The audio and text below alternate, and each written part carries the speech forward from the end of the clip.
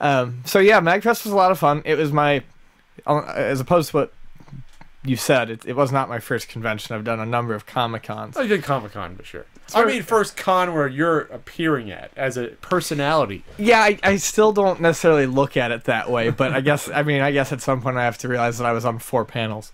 It was a lot of fun. Being on the panels was fun. Everyone I met on both the content creation side and the fan side and everything in between were really, really nice people. And that's what made it so fun. In a way, I felt like I was at a summer camp, But summer camp for geeks. Yeah, but one that I like summer camp for piano players, and this was summer camp for YouTube content creators. And I don't make my own goddamn content, but everyone was really nice and let me swim with them and go canoeing with them anyways. Yeah. They didn't dunk your head underwater. They even had me on their special canoes a couple times. No wedgies in the back. Yeah, they're very nice. So it was nice canoeing with all of those YouTube people. Oh, very cool. And the panels were fun. Let's back up a little bit. What did you think about meeting all the Retroware people? I loved everyone I met who was on Retroware, except for Rue. No, I liked Rue. I loved Rue. No, I mean everyone that I met was really, really nice. I got along famously with Billy and Jay. I got along, which I told you would get along with them, even though you thought the personality clashes would be big. Well, it's just a matter of how you. I don't know what their personalities are. I just assumed that I wasn't going to get along with a lot of people because I figured there was going to be a lot of egos, and that there really wasn't. That's not a jab at any one person, but no, I got along with Billy and Jay great. I got along with Eric wonderfully, Lance and John and all the writers, Mike Anthony, and Mo and Larry. And I'm going to stop naming people now because if I try to actually name everyone, I'll inevitably forget someone and they'll be upset. But if I met you or hung out with you, I liked you quite a bit. Were you surprised about the fan reaction to you, like coming up to you and saying, "Hey, we like you on the Video Game Years and on the podcast"? Well, the fan reaction was very nice, and it was I don't know, it was humbling in a way because I wasn't really expecting that. Everyone was very cool. No one was weird. Everyone was really nice. I was surprised that, I gave away almost all my pins. I actually don't even have a full set myself anymore personally because I think I have a full set. One of our friends lost her TurboGrafx pin, so I gave her the one off my bag as replacement. So, anyways, tell people about your pins real quick. Oh, I did. So I did 4 pins. I did actually get them done, and I did. They were 4 cartridges representing my favorite systems. They were Nintendo, Game Boy, not Nintendo, sorry, PC Engine, Game Boy, Neo Geo Pocket, and Genesis. And my fiance and I were bored on New Year's Eve before we left, and we actually sat down and tagged each one with a stupid little saying or bit of advice when I was drunk. And I handed them out. It was fun. People liked them.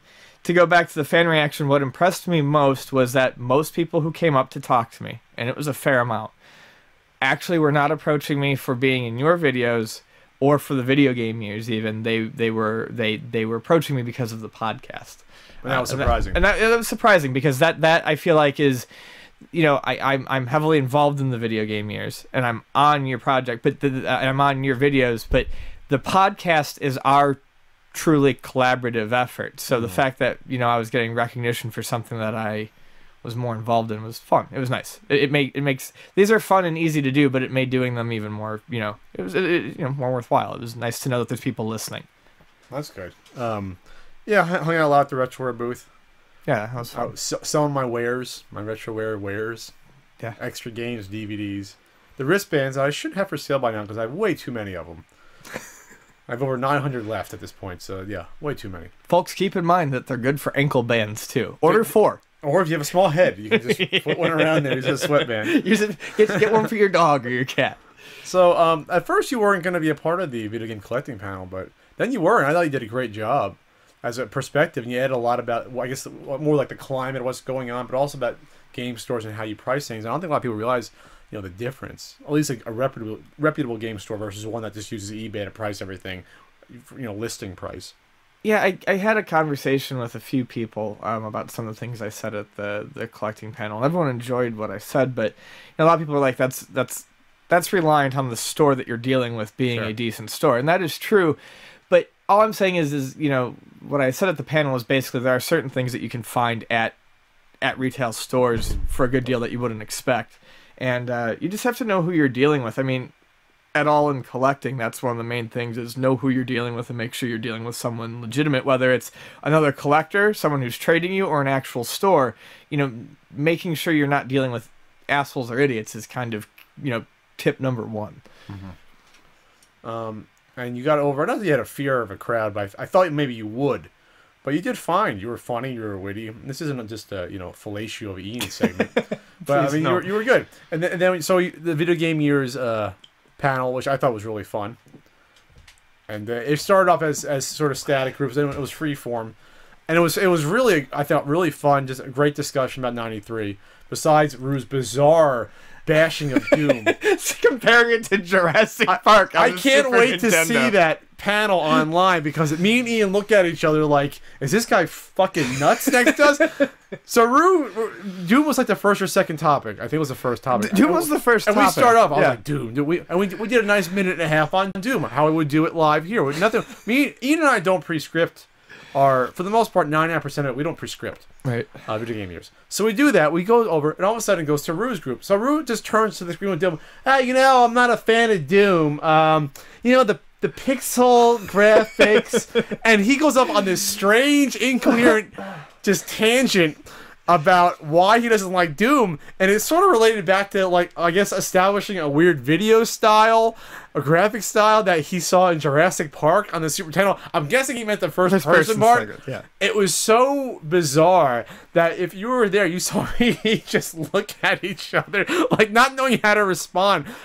First, because of bashing Doom, which was a revolutionary game, but also just like what is he actually talking about? We had no idea. Well, I mean, to his credit, and that was bizarre. That was bizarre. Yeah, to his credit, there's no way around that. But everyone's first run on a segment, I think, was a little rough. And then when we just kind of, the thing was, is we all play nice together on stage, and it was very easy for us to kind of slip into a free flowing format on that without talking over each other, because it was just like pause, wait, 1, 2, and slip in an interjection, and it went well. I don't remember there being a whole lot of talking over each other, and we were still able to do.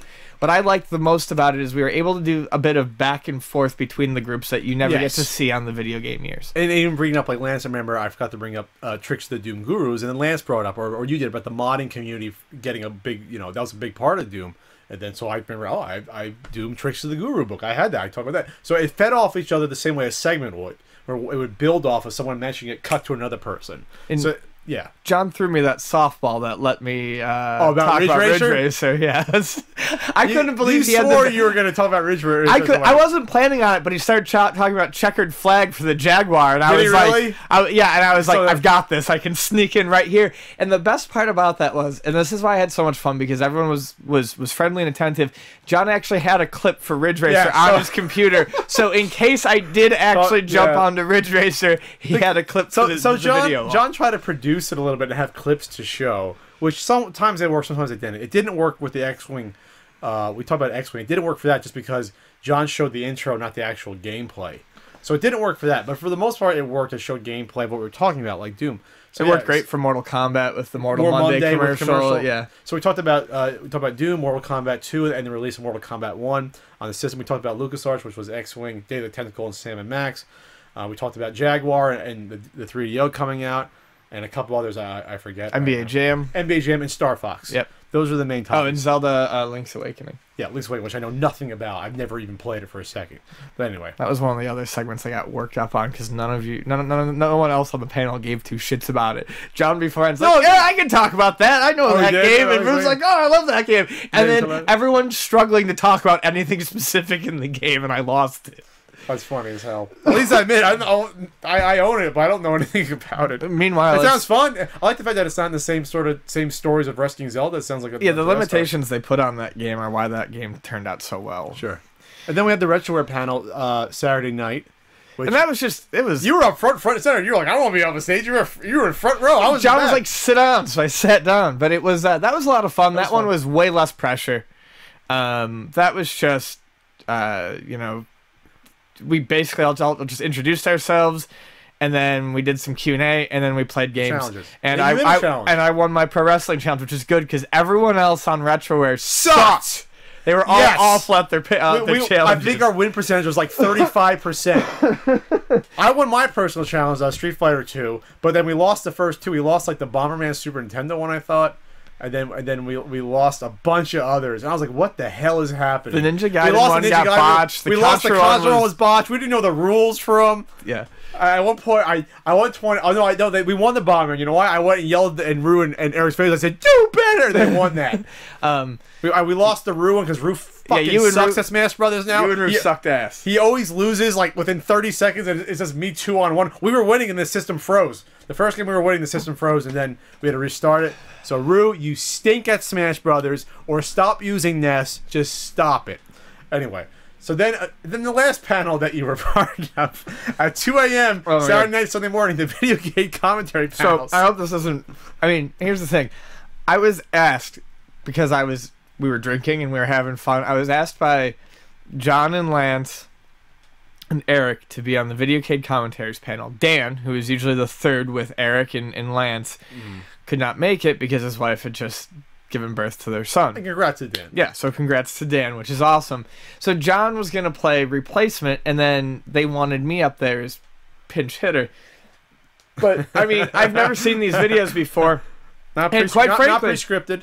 Not prescripted, never seen these videos before, and quite frankly, we had put down a considerable amount of booze going into that panel. And because we knew how it was going to be. And that was kind of amusing, just in the... It was a bunch of tired people. What did you watch?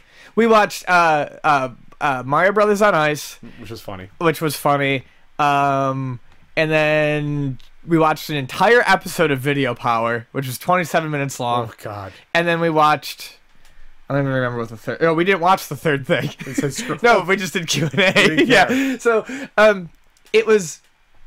We were all just, but it was really just a bunch of people tired. The thing was, the things that they had picked were amusing enough that it was just a bunch of people in a room just watching something stupid at 2 in the morning. I stumbled in at 2:08. I was half asleep. I was checking my phone. So the story that I love is this gonna get us in trouble? Well, whatever.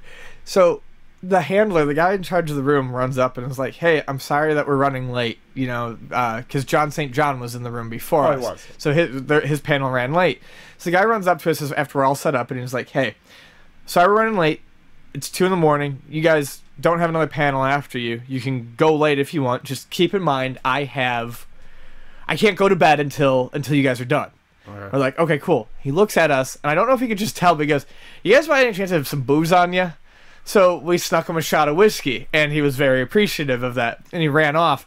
10 minutes into our panel, he comes running back in with a bottle of single malt and pours us each 4 shots on stage, and then runs off into the distance and disappears. It was that sort of panel, and it was fun. It was a fun way to say goodbye to all the paneling at MAGFest. We both had, what, you had 4 panels? I had 4 panels, too. Yeah. We were on 3 panels together. Yeah. Jesus Christ. So that one was the most That one was the most stressful, though, not because I had anything to gain or lose. I wanted them to have fun, but at that point, I do have a limit to the amount of being on stage. Like you said, I was better at it maybe than you had thought. I was better at it than I thought I would be, but I still have a limit to it. Even though that was the smallest crowd and it was 2 in the morning, I was starting to feel very uncomfortable about it. So, yeah.